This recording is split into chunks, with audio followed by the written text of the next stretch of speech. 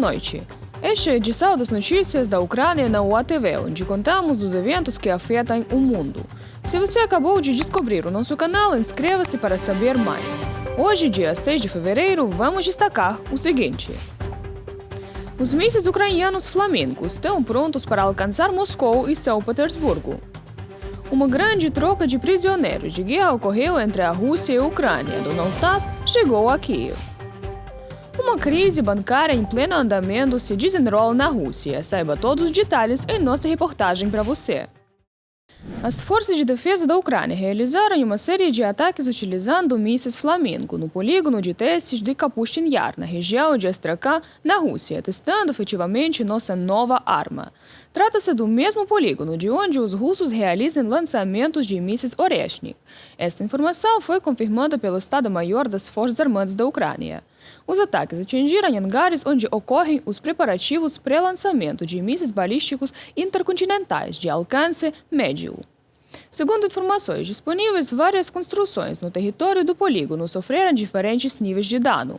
Um dos hangares foi destruído e parte do pessoal foi evacuada. A empresa ucraniana Firepoint desenvolveu mísseis capazes de alcançar Moscou e São Petersburgo já neste mês. A informação foi revelada pelo fundador da empresa, Denis Schillerman, em entrevista exclusiva à Deutsche Welle.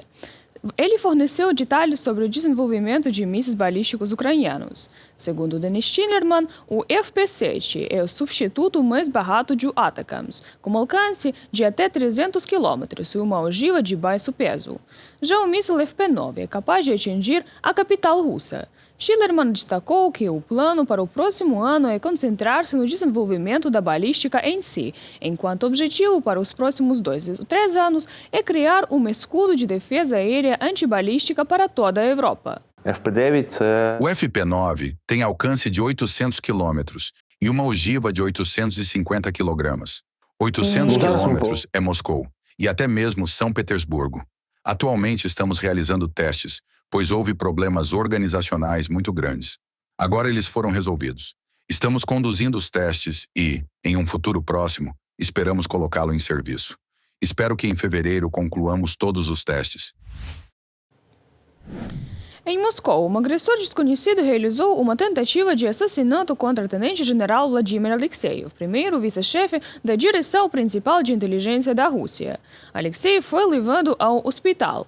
Segundo relatos, o atacante disparou várias vezes nas costas de Alexeyev antes de fugir no local. De acordo com autoridades ucranianas e relatórios investigativos internacionais, Alexeyev era responsável pelo apoio de inteligência da agressão da Rússia contra a Ucrânia, pela preparação de dados de alvos para ataques de mísseis e bombas em território ucraniano, especialmente em instalações civis, assim como por atividades relacionadas à organização de referendos simulados em territórios temporariamente ocupados na Ucrânia. Fontes abertas também citaram seu papel em tentativas de estabelecer estruturas de autoridade quase oficiais nas áreas ocupadas, particularmente na região de Kherson. As forças russas na linha de frente estão enfrentando dificuldades significativas devido ao bloqueio dos terminais Starlink, segundo Serhiy Beskrestov, assessor ucraniano do Ministério da Defesa e Tecnologia. Além disso, o número de ataques russos diminuiu. Anteriormente, o exército russo utilizava o Starlink para comunicação e os entregava a drones para contornar os sistemas de defesa aérea ucranianos. O Ministério da Defesa da Ucrânia, em colaboração com o SpaceX, está agora implementando um sistema de lista branca, garantindo que apenas terminais autorizados funcionem em território ucraniano. O inimigo não tem apenas um problema nas frentes. O inimigo enfrenta um desastre. Todo o comando das tropas entrou em colapso. Operações de assalto foram interrompidas em muitas áreas. Serhiy Beskrestov, assessor do chefe do Ministério da Defesa em direções tecnológicas no Facebook. Ucrânia e Rússia concluíram na quinta-feira a segunda rodada de negociações mediadas pelos Estados Unidos em Abu Dhabi, com o objetivo de encerrar o maior conflito da Europa desde a Segunda Guerra Mundial, a guerra na Ucrânia, com ambos os lados realizando uma grande troca de prisioneiros e concordando em retomar as negociações em breve. O enviado especial do presidente dos Estados Unidos, Steve Witkoff, afirmou que as delegações dos Estados Unidos, Ucrânia e Rússia haviam concordado com uma grande troca de prisioneiros de guerra, 157 por 157, que ocorreu na quinta-feira. Um vídeo divulgado pela presidência ucraniana mostrou dezenas de prisioneiros de guerra ucranianos, muitos enrolados na bandeira nacional, descendo de ônibus na neve, alguns se abraçando e outros chorando enquanto falavam com parentes pelo celular. Foi a primeira troca desse tipo em 5 meses.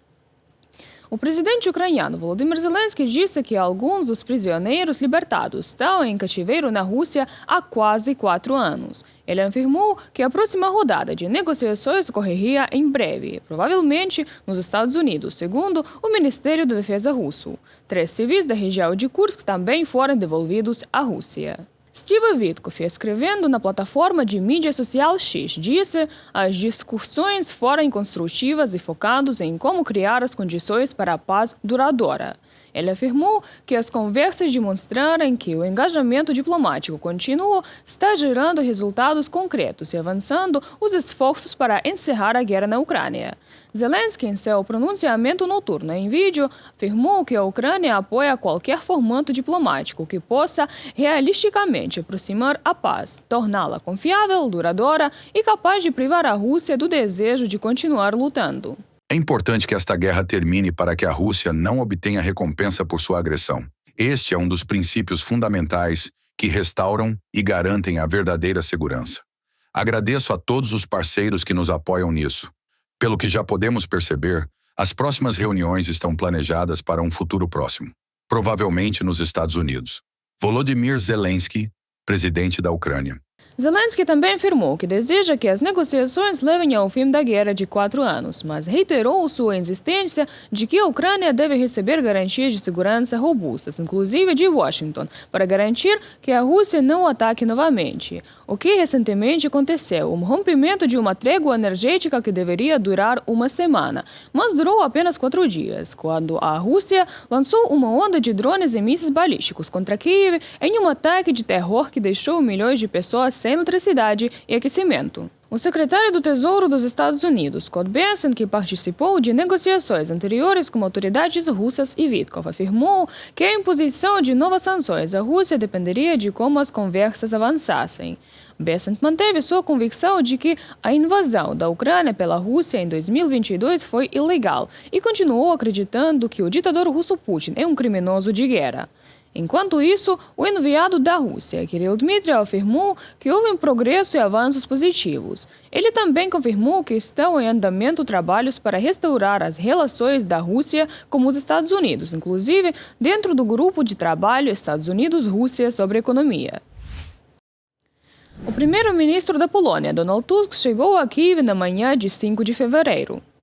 Nos próximos dias, estarei em Kiev, a convite de Zelensky. Neste momento crítico, a Ucrânia não pode ser deixada completamente sozinha. Donald Tusk, primeiro-ministro da Polônia. E, é claro, o primeiro-ministro da Polônia se reuniu com o presidente Volodymyr Zelensky, discutindo o apoio ao sistema energético da Ucrânia na quinta-feira, 5 de fevereiro, em Kiev, que continua em condição crítica após os ataques russos. O primeiro-ministro polonês esteve acompanhado pelo seu ministro das Finanças, destacando a crescente importância das questões econômicas junto às preocupações de segurança. A visita confirma que as relações polono-ucranianas estão cada vez mais entrando em uma fase de cálculo e pragmatismo. Tusk falou sobre interesses comuns e as dimensões concretas da cooperação. Uma parte separada da conversa diz respeito a programas conjuntos de defesa. Esperamos que a Polônia continue participando do programa PURL, que permite à Ucrânia adquirir armas americanas. Também esperamos que a Ucrânia seja participante plena do programa SAFE. Estamos nos preparando para produzir conjuntamente drones e outras armas. Volodymyr Zelensky, presidente da Ucrânia. Vale destacar que na semana passada a ajuda energética da Polônia, incluindo contribuições do governo, municípios e iniciativas públicas, começou a chegar à Ucrânia. Uma crise bancária na Federação Russa já começou, afirma o Serviço de Inteligência Externa da Ucrânia. O lucro líquido dos bancos russos diminuiu. Isso indica a perda de indicadores-chave de estabilidade dentro do sistema bancário russo, sinalizando o início de uma crise sistemática marcada pelo afrouxamento regulatório e pela dominância estatal. O início de uma crise bancária sistêmica na Rússia é reconhecido até mesmo pelo Centro de Análise Macroeconômica e Previsão de Curto Prazo, ligado ao Kremlin. De acordo com as estimativas dos analistas, Moscou ainda consegue manter a aparência de estabilidade graças à predominância de grandes bancos estatais no setor. No entanto, esse modelo só pode adiar a crise temporariamente. Em 2025, o sistema bancário russo perdeu sinais-chave de estabilidade, apesar da retórica tranquilizadora do regulador. O lucro líquido dos bancos caiu 8%, em comparação com 2024, e totalizou 45 bilhões de dólares americanos, enquanto o retorno sobre o patrimônio líquido recuou para 18%. A deterioração dos resultados financeiros ocorreu em meio a um forte aumento das provisões e ao crescimento do custo de captação de recursos, provocado por uma política monetária restritiva, de uma publicação no site do Serviço de Inteligência Externa da Ucrânia. A parcela de créditos inadimplentes na Rússia aumentou para 11% e, no caso dos empréstimos sem garantia, para 12%. Na prática, o Banco Central passou a adotar um gerenciamento manual de riscos, permitindo que os bancos ocultem créditos problemáticos sob o pretexto de reestruturação, afirmam especialistas. No entanto, quando grandes empresas começarem a retirar recursos, isso representará um golpe sério para os bancos russos. Até agora, a crise quase não está sendo discutida, e pelo menos por enquanto, ainda não chegou ao topo da agenda de notícias na Rússia. É por isso que a fuga de depositantes ainda não começou. No entanto, tudo isso ainda está por vir. E o chamado sistema de alerta precoce indica que a fuga de depositantes pode começar, o que pode gerar sérios problemas para todo o sistema bancário russo.